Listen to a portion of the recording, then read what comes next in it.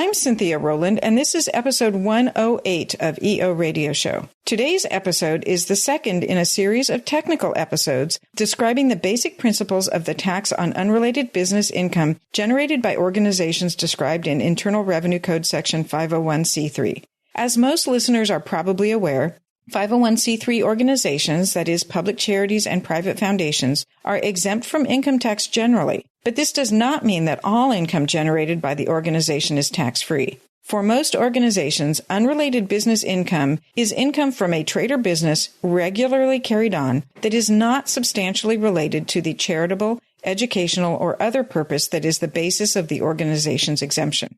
In episode 107, I went over these defined terms and provided a number of good examples. And in this episode, we'll explore the modifications to unrelated business taxable income that provide exceptions to income items that would otherwise fall into these definitions that are taxable, but instead are categorically excluded because generally they constitute passive income. In the next episode in this series, I'll cover the exception to the exceptions for income that is debt financed and thus generally taxable. Welcome to the EO Radio Show, your nonprofit legal resource. Brought to you by the Exempt Organizations Group at Farella, Braun & Martel. My name is Cynthia Rowland, and I'm a partner at Farella. I'm a business and tax lawyer with more than 30 years of experience advising clients on nonprofit and charity law. Through this podcast, our lawyers and guests will discuss a range of legal and business issues impacting the nonprofit world because we understand you work hard every day to make your community a better place to live and do business. Many of our programs focus on the basics, and at times we'll do a deep dive into narrow and complicated legal issues. Again, welcome to the EO Radio Show. We're glad you're here.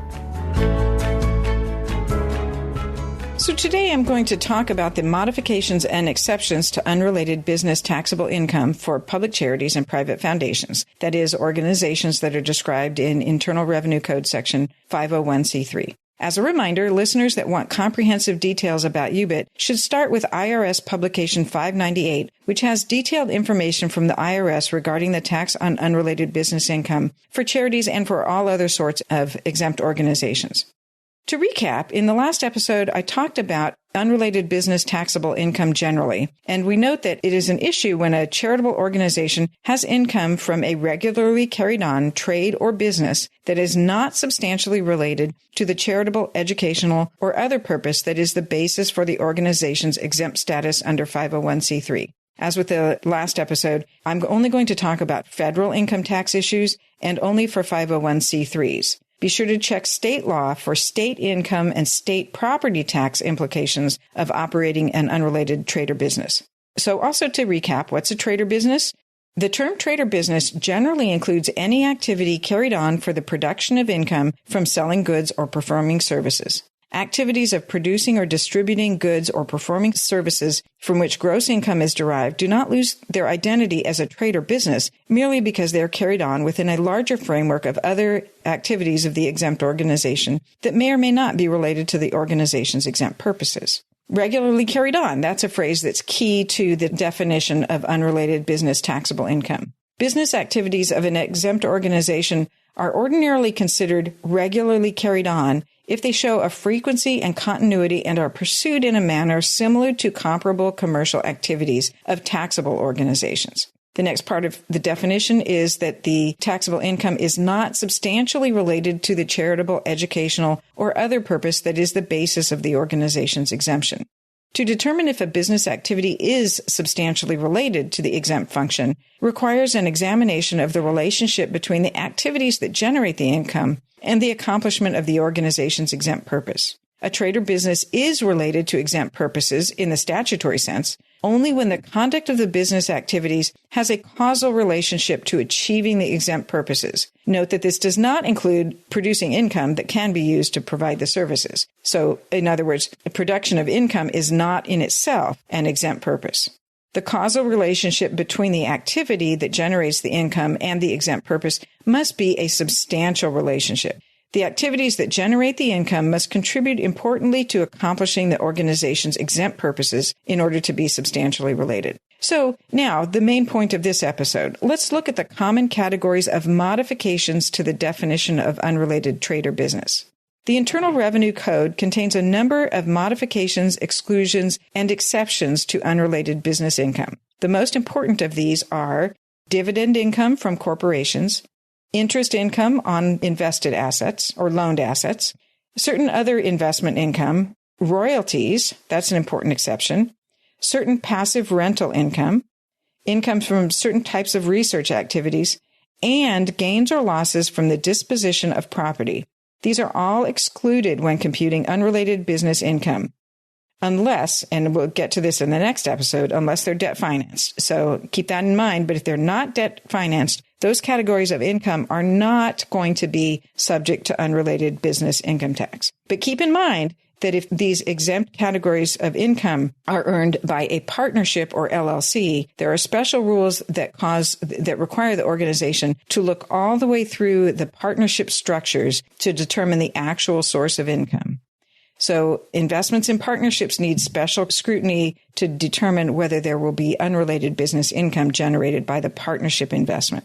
This comes up because more and more frequently, exempt organizations, public charities, invest through limited liability companies or limited partnerships in investment funds. And if those investment funds are invested in activities that generate what would otherwise be unrelated business taxable income, it's still going to be unrelated for the charity. Now, again, there are many exceptions, so check with your tax return preparer if you're surprised by an allocation of income that is treated as unrelated business income. So let's talk about a few activities that are specifically excluded from the definition of unrelated trade or business.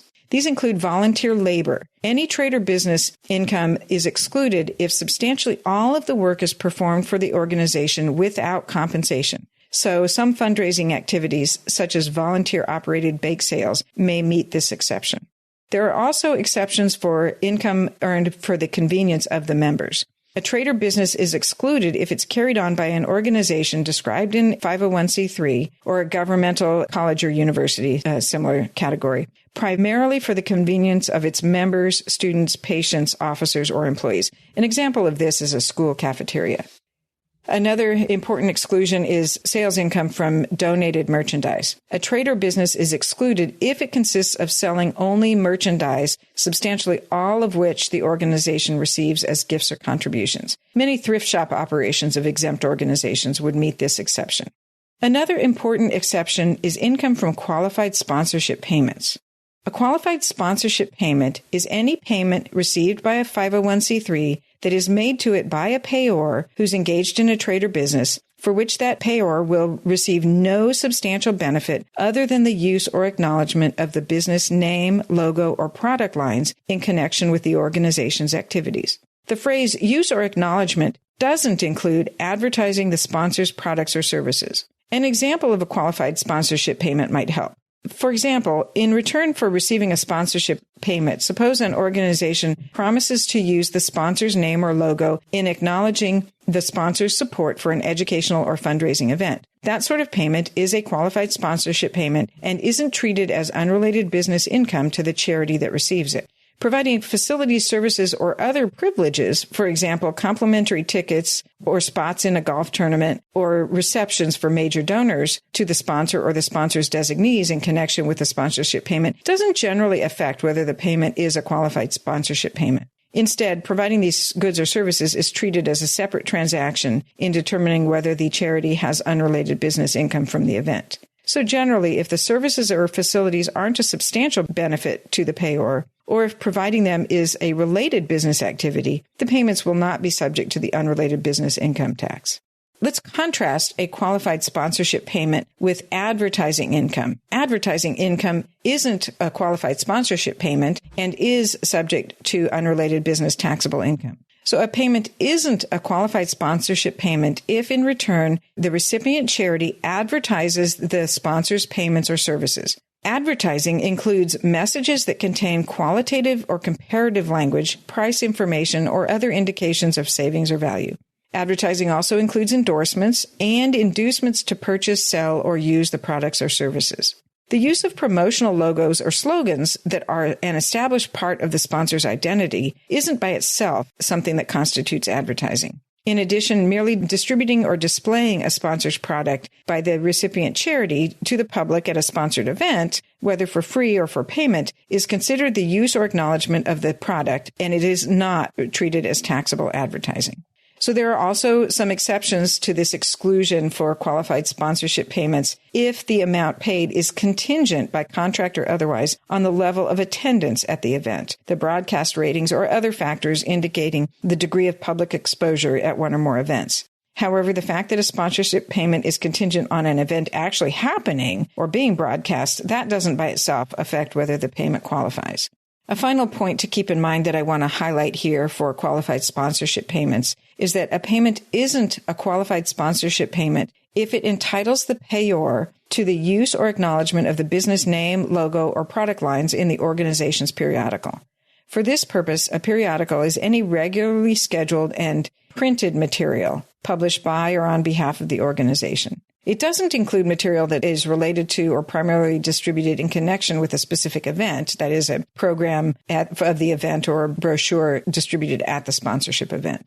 So that's all for this episode. Be sure to check out the show notes for links to the resources mentioned today. Also, Farella, Braun, and Martel has a YouTube channel, and the nonprofit playlists for the EO Radio Show podcast organize all the past episodes to make it easy to find information on topics relevant to you. I'm Cynthia Rowland, and you've been listening to EO Radio Show, your nonprofit legal resource, brought to you by the Exempt Organizations Group at Farella, Braun, and Martel. If you have suggestions for topics that you would like for us to discuss, please email us at eoradioshow@fbm.com. That's eoradioshow@fbm.com. Thank you for joining us. Until next time, make a difference.